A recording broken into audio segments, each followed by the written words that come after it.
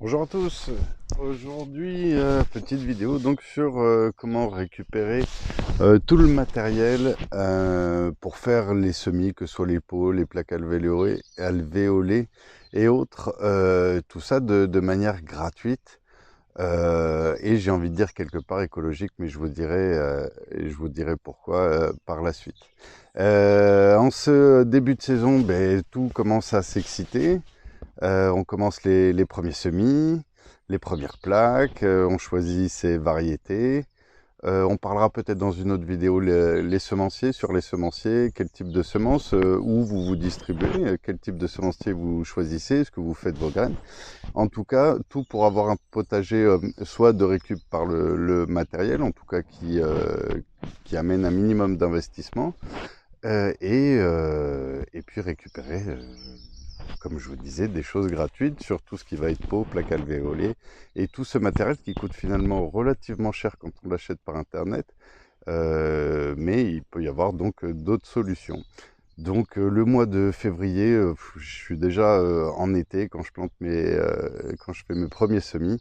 J'ai déjà la tête à la belle saison, donc manque plus qu'on change d'heure, qu'on ait un peu plus de lumière et les choses démarreront pour cette nouvelle saison.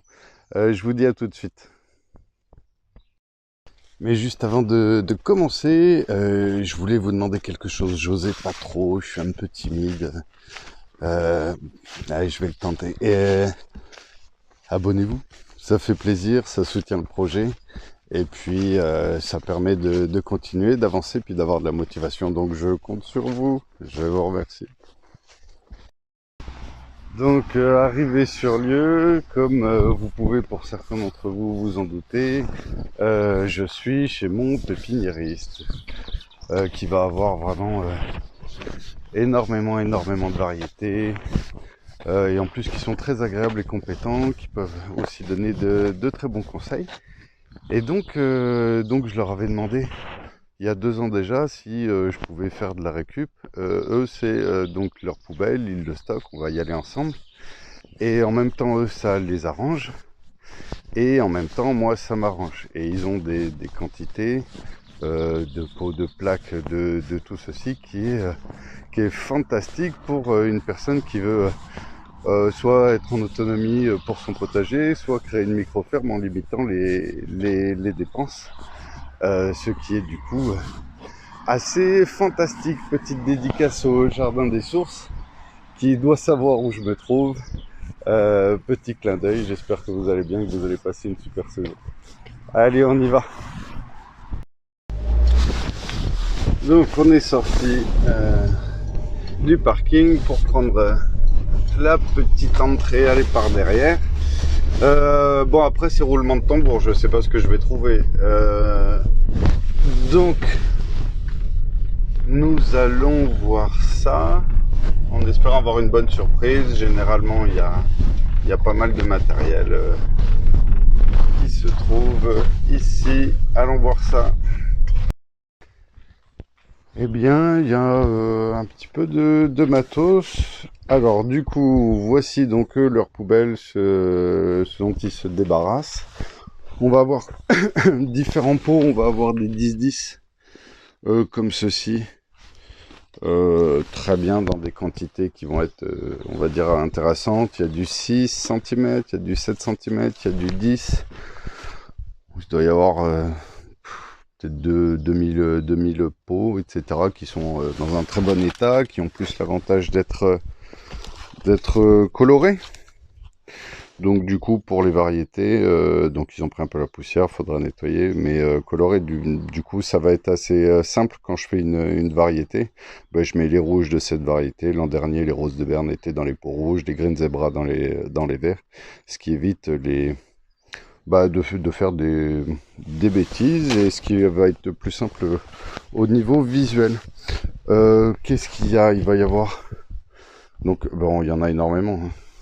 Des petites plaques alvéolées pour les salades qui vont être peu profondes, de quoi arranger les pots dans tous les diamètres possibles, que ce soit des petits, des gros. Ça sera plus pour mettre les semis d'artichaut, de rhubarbe après pour vendre sur les marchés. il y a vraiment tout type de plaques alvéolées, des un peu plus profondes. Celles-ci font... alors j'en ai pas mal de 84. Celles-ci font 124. Si je dis pas de bêtises, il va y en avoir des ronds, des carrés. Là, ce sera pour des semis que vous souhaitez, mais du coup, c'est un peu plus large, donc elles pourront rester un petit peu plus longtemps à l'intérieur. De quoi stocker pour pouvoir mettre dans les cagettes et que ce soit vraiment carré l'ensemble des pots, ce qui évite les dégâts. Des pots plus grands qu'il y a là-dedans, il y en a plus de 2 mètres de hauteur. Et donc on se retrouve avec vraiment tous ces petits pots qui sont super sympas, qui sont en diamètre 10, qui valent 1 tonne sur Amazon. Les 50, je crois qu'on est à 17 € de mémoire. Donc calculer le nombre de petits billets de 17 € qu'on peut récupérer. Eux, ça les arrange, hein. Je suis vraiment au premier degré, je suis allé les voir là à l'accueil. Oui, pas de souci, monsieur il a l'habitude, l'an dernier, tout ça. Donc eux, ils sont plutôt contents, ça leur débarrasse. Et puis moi, ça m'arrange. Donc n'hésitez pas à demander tout simplement assez gentiment. Il y aura toujours une oreille attentive et ça permet de pouvoir aider tout le monde. À tout de suite. Du coup, de retour à la pépinière, donc voici la petite pêche de la journée. Il va y avoir donc un petit peu de tout, comme je vous expliquais, j'ai pris, il doit y avoir 400-500 pots, quelque chose comme ça. J'ai repris des 123, j'essaye de pas prendre plus que ce dont j'ai besoin. Maintenant, même si j'en ai un petit peu plus, ça me permet de pouvoir donner un petit peu de matériel aux voisins ou à ceux qui le souhaitent et qui font leur jardin. Ils sont super contents, ils ont une petite logistique et c'est cool. En ce qui concerne le plastique, où je disais il y a quelque chose d'écologique, pourtant c'est du plastique. Le gros avantage, c'est que ce plastique, ce pot en plus qui est relativement épais, si je l'entretiens bien, que je le rentre et que bref je m'en occupe correctement, dans 5 ans, 6 ans, 7 ans, il est toujours là et il s'abîme pas. In fine, c'est pour ça que je parlais du plastique qui pouvait être écologique, puisqu'on va s'en resservir chaque année et on peut aussi le redonner, le recycler, comme justement ce que fait la pépinière. Et du coup, c'est cool et il y a un caractère quand même écologique là-dedans. Donc le but de la vidéo, c'est donc de faire de la récup, de récupérer le matériel.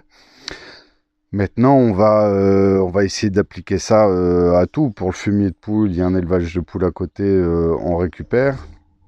Il y a une exploitation avec des vaches, je récupère le fumier.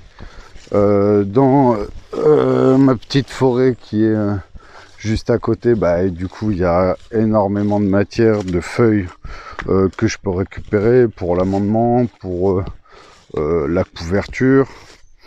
Donc il y a énormément de matière et de ressources à récupérer et à travailler de manière vraiment assez simple, cool et surtout gratuite. Donc ça mine de ça, plus ça, c'est des gros investissements que l'on s'enlève et qui pourraient tirer une balle dans le pied de celui qui aimerait se lancer. Le truc qu'il faudrait que je fabrique, et puis aussi la production de graines.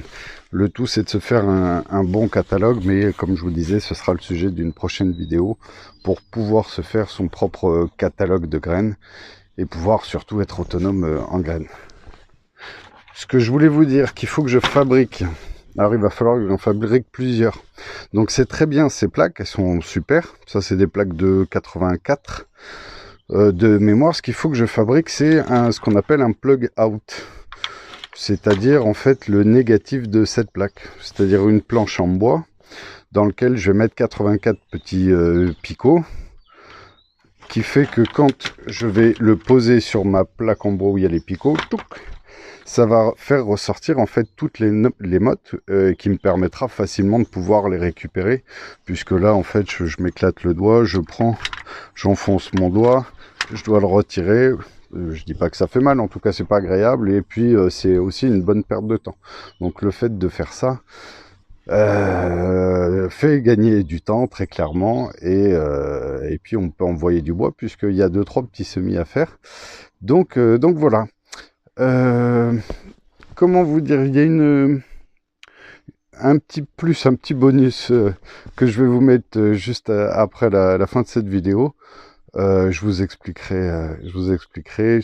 Ça fait longtemps que je vois des serpents et que je voulais en attraper un, passer un petit peu cette appréhension. J'ai réussi, donc je suis plutôt content. Donc je mets cette petite vidéo en bonus. Ça me fait plaisir à voir, et puis si ça peut faire rigoler d'autres gens, c'est toujours sympa. Je vous remercie en tout cas de votre attention. Je vous dis à très bientôt pour de nouvelles vidéos.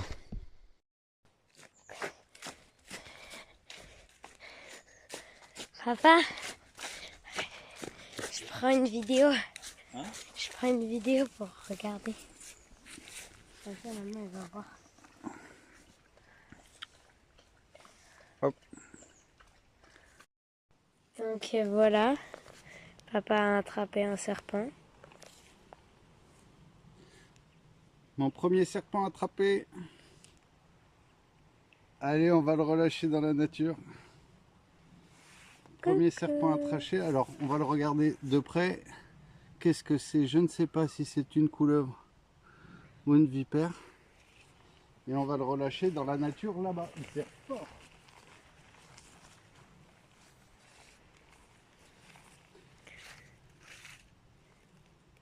Donc en espérant que ce soit une couleuvre, on va le remettre dans la forêt. Là-bas.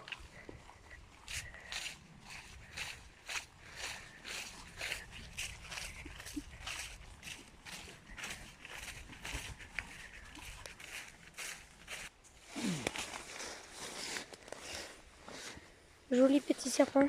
Tu vois. Ostar, bouge, bouge, bouge, bouge. Et on l'a remis gentiment dans la nature.